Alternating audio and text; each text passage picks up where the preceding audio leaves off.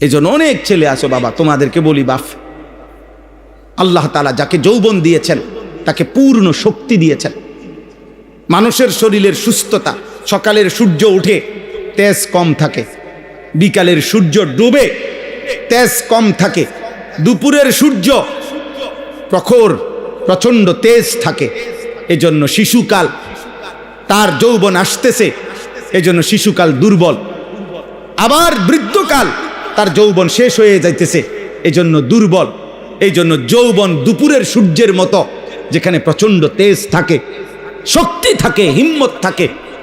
কমপক্ষে 15 থেকে 40, এই 25 বছর মানুষের মাথার চুল থেকে পায়ের নখ পর্যন্ত সারা দেহে, সারা অঙ্গে পূর্ণ শক্তি থাকে। চোখে পূর্ণ শক্তি, কানের পূর্ণ শক্তি, নাকের পূর্ণ শক্তি, বিবেকের পূর্ণ শক্তি, খাবারের পূর্ণ চাহিদা, লজ্জাস্থানের পূর্ণ চাহিদা, পায়ের পূর্ণ শক্তি, সব কিছু শতভাগ পূর্ণ মাত্রায় আল্লাহ তাআলা যৌবনকালে দেয়। এজন্য বুদ্ধি, বিবেক, বিবেচনা, অনুভূতি, উপলব্ধি, পরিকল্পনা, ইচ্ছা, উদ্যম, সাহস, হিম্মত সব কিছু যৌবনেই করতে হয়। এটাই নিয়ম, এটাই নিয়ম। রাখো রাখো, এটাই নিয়ম। এই যৌবন সুন্দর সময়টা, 18 বছরের ছেলে 6 ঘন্টা 8 ঘন্টা ব্যয় করে দিলা মোবাইল টিপতে টিপতে, তো জীবন গড়বা কেমন? পৃথিবীও যদি কেউ সুন্দর করতে হয়, আখেরাত, দুইটাই, তাহলে যৌবনের সময় গোল্ডেন টাইম, গোল্ডেন পিরিয়ড, সোনালী সময়। কেউ যদি নিজে নিজে ভাবে যে আমি আল্লাহ চাহে তো একটা ভালো চাকরি করব, ভালো একটা ব্যবসা করব, আমি ভালো টাকা রোজগার করব, একটা ভালো বংশীয় মেয়ে বিয়ে করব, একটা ঘর দুয়ার করব ইনশাআল্লাহ, সমাজে একটা ভালো অবস্থান নিয়ে চলবো, তাহলে এই দুনিয়ার এই পরিকল্পনাটাও যদি কেউ করে, তাহলে তাকে যৌবনে তার সময়টা কদর করে মেহনত করতে হবে। আবার সে যদি ভাবে আমি জাহান্নাম থেকে বাঁচব, ডান হাতে আমলনামা নেওয়ার চেষ্টা করব, মিজানের পাল্লায় আমার নেকি যেন ভারী হয়, আমি চেষ্টা করব ফুলসেরাত যেন বিজলির গতিতে পার হইতে পারি, আমি চেষ্টা করব, তাহলে এর জন্য জাহান্নাম থেকে বাঁচা, জান্নাতে যাওয়া, খোদার কসম যৌবনেই চেষ্টা করতে হবে। 60 বছর বয়সে তো আর দুর্বলতার সময়, এই সময় তো কুলাইয়া পারে না, উনি একটা করলে আরেকটা ধরতে পারে না। ইচ্ছা থাকলেও বয়স্ক মানুষ তো হাজারো স্বপ্ন, ইচ্ছা বাস্তবায়ন করতে পারে না, বার্ধক্যের দুর্বলতার কারণ। দুর্বলতার কারণ মন তো অনেক কিছু তখন চায়, কিন্তু শরীর, সম্পদ, উপার্জন সব কিছুই তখন কমে যায়। ফলে আর ইচ্ছে থাকলেও তার হাতে শক্তিও নাই, পকেটে টাকাও নেই, পকেটে টাকাও নেই। আল্লাহ তাআলা তোমাদেরকে বুঝার তৌফিক দান করেন। নিজেদের এই হায়াতের কদর করো ভাই, কদর করো। সুস্থ সবল পূর্ণ শক্তির সময়টাকে কাজে লাগাও, কাজে লাগাও। দুনিয়াও গড়ো, আখিরাতও গড়ো। আল্লাহ তাআলা তৌফিক দেন। নবীজি সাল্লাল্লাহু আলাইহি ওয়াসাল্লাম যখন বলতেছিলাম, মক্কার জীবনে যখন কালেমার দাওয়াত দিতেন, মানুষদেরকে আল্লাহর দিকে ডাকতেন, মক্কার কাফেরদেরকে, তখন নবীজি বিশেষভাবে দাওয়াতের কথা বললে, আল্লাহর কথা বলতে গিয়ে দুইটা কথা বলতেন। একটা হলো ঈমান গ্রহণ করিলে, কালেমা গ্রহণ করিলে জান্নাতের পুরস্কার কি হবে সেটাও শুনাইতেন। আবার গ্রহণ না করলে আল্লাহর আযাব কি হবে দুনিয়াতে এবং আখেরাতে সেটাও বলতেন। মানে নবীজি জান্নাতের সুসংবাদও দিতেন, আবার জাহান্নামের ভয়ও দেখাইতেন, আযাবের ভয়ও দেখাইতেন। কিন্তু মক্কার কাফেরদের একটা বদভ্যাস ছিল, যখনই নবী সাল্লাল্লাহু আলাইহি সাল্লাম আযাবের কথা বলতেন, জাহান্নামের আযাব, দুনিয়ার আযাব, তখন তারা বিদ্রুপ করত, ঠাট্টা করত, টিটকারি করত। আরে না, এটা হইতো না, হুদা এরম কয়, এগুলো বলেই। এখানে আছে আতাইদানিনি আন উখরাজা ওয়া কাদ খালাতিল কুরুন মিন ক্বাবলি, 26 পারায় সূরা আহকাফের মধ্যে আছে। এক নাফরমান সন্তান, তার পিতা মাতা তাকে দিবানিশি আল্লাহর প্রতি ঈমান আনতে বলতো, আর ওই সন্তান বলতো, মা বাবা তোমরা বুঝি আমারে এই আখেরাত পরকালের ভয় দেখাও। আখেরাত আর পরকালে আবার সবগুলো মানুষ ফিরে আসবে হাসরের মাঠে। তো এই পর্যন্ত কত মানুষ যুগে যুগে অতিবাহিত হইয়া মরে গেল, কই তারা দিক কেউ ফিরে আইলো না, আমি কিত্তাম মরলে ফিরে আম, এভাবে বিদ্রুপ করত। আবু লাহাব নবীজি সাল্লাল্লাহু আলাইহি সাল্লামের প্রচন্ড বিরোধিতা করত। তো ওর সমবয়সী কিছু সাহাবী যারা নবীজির সাহাবী ছিল, ওরা মাঝে মাঝে বলতো আবু লাহাব, সে হাত নাড়ত বেশি। আবু লাহাবের বদভ্যাস ছিল নবীজির পিছনে পিছনে যাকেই নবীজি কালেমার দাওয়াত দিতেন সে তাকে পিছন থেকে এরকম হাত নাড়া নাড়া নিষেধ করত, মানে শূন্য না, এটি শূন্য না।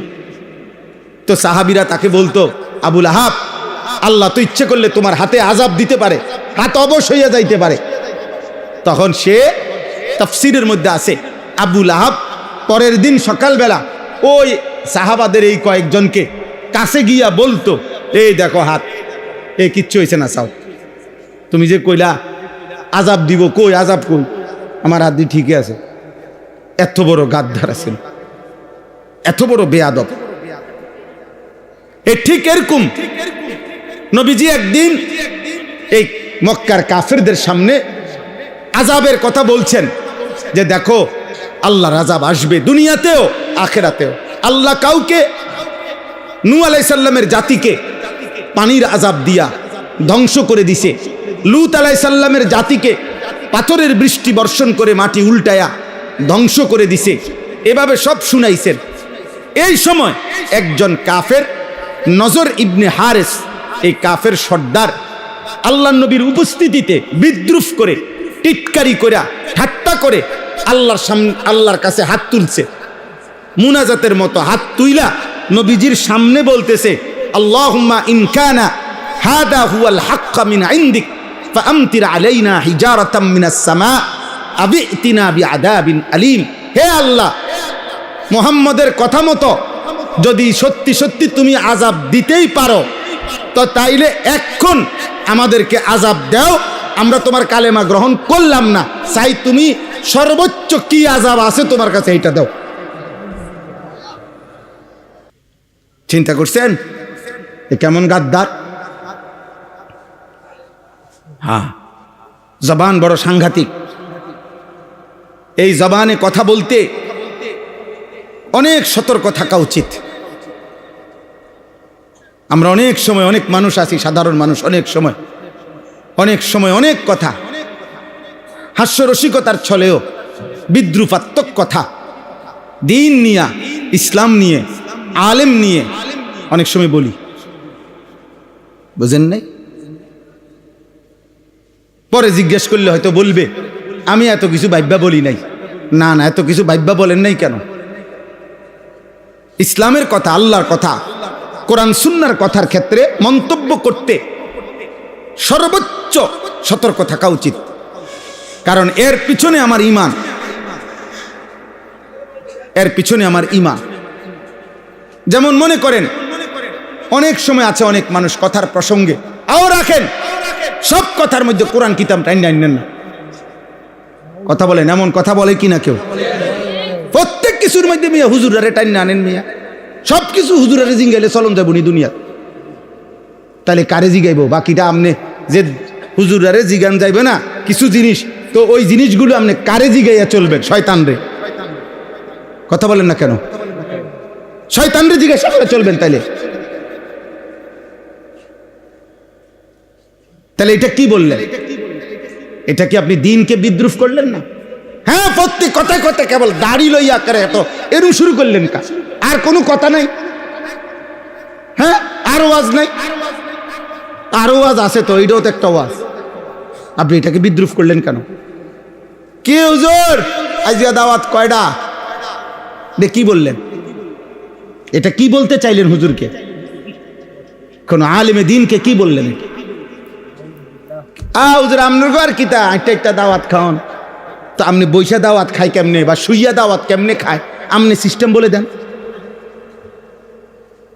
আপনার যেহেতু কামড়াইতে আছে হুজুরের দাওয়াত খাওয়াতে, তাহলে আপনি যে আপনারে দাওয়াত খাওয়াইতে আপনি বলেন যে হে গ্রামবাসী, আপনারা হুজুর, ইমাম, আলেম ওনা করে দাওয়াত না খাবাইয়া আমার মতো একটা বুঝমান বিড়ি খাওয়াইন না, চা দোয়ারে গপ মারুন না, টেলিভিশন দেখুন না, আমারে আপনারা সবাই দাওয়াত খাওয়ান।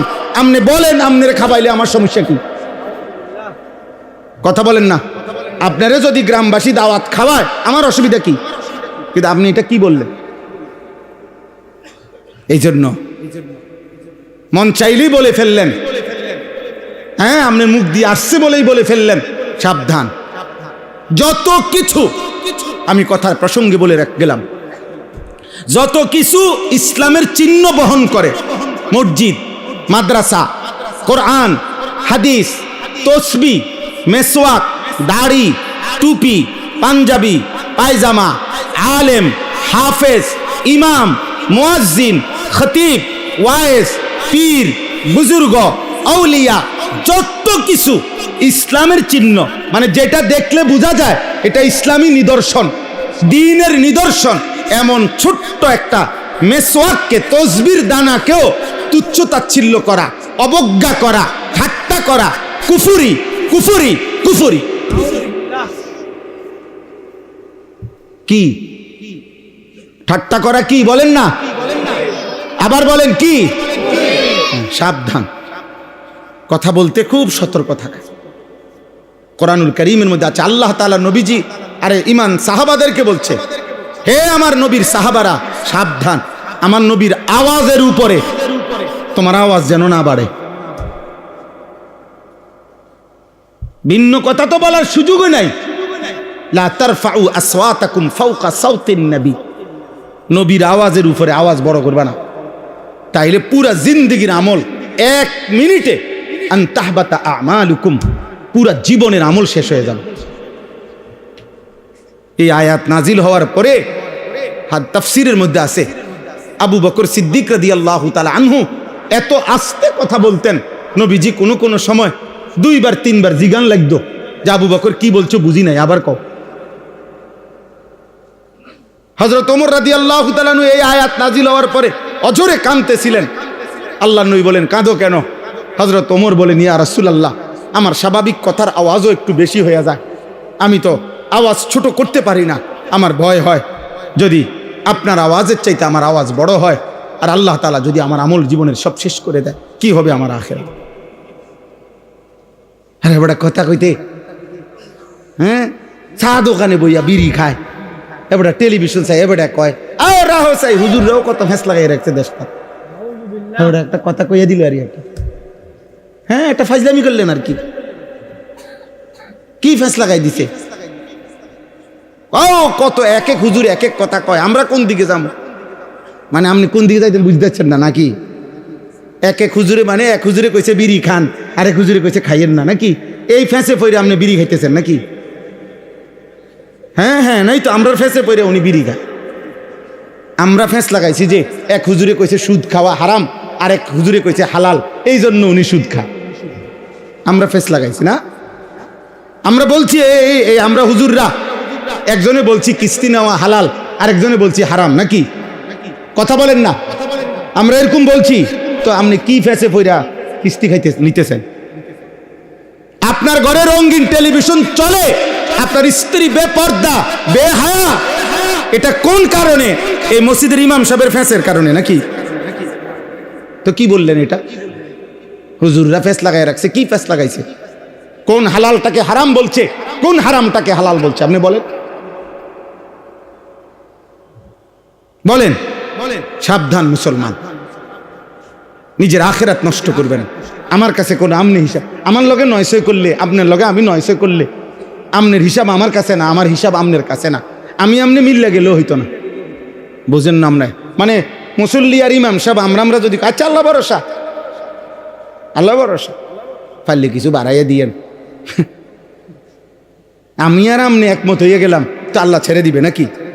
তো তাইলে হিসাব দিবেন কার কাছে? তো ওনার সাথে কি বলবেন? আল্লাহকে কি বলবেন? আল্লাহ আমাদেরকে বুঝ দান করেন। এজন্য এই জবান বহুত দুধারী তলোয়ার, এই জবানের সতর্কতা খুব জরুরি, খুব জরুরি।